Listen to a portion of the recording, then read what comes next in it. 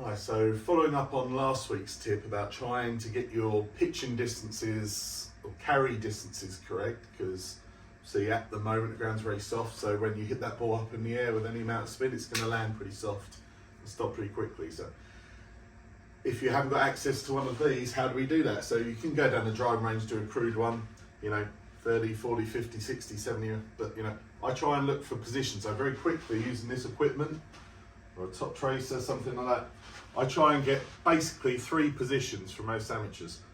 So I'm trying to get club parallel to the ground on the way back, left arm parallel on the way back, and then my kind of full swing.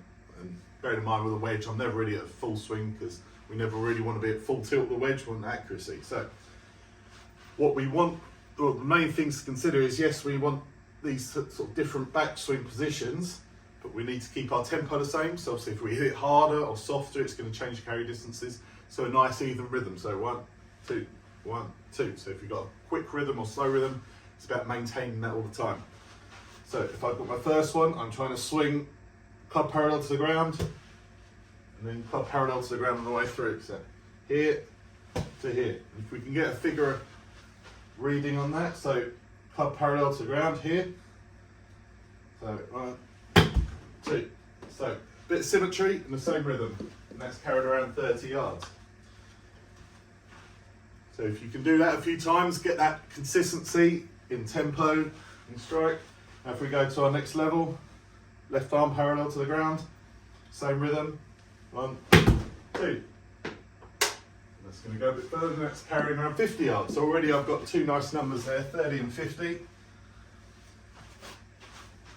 And you can get into this however you like. So if you have time to spend on a launch monitor like this, we can really get into lots of different positions. But if you're a week in golf, haven't got too much time to practice, just trying to practice these 3 positions, here, here, and here. And we'll finish with a nice full one. So I'm not going to hit this any harder than the other one. So same tempo, 1, 2.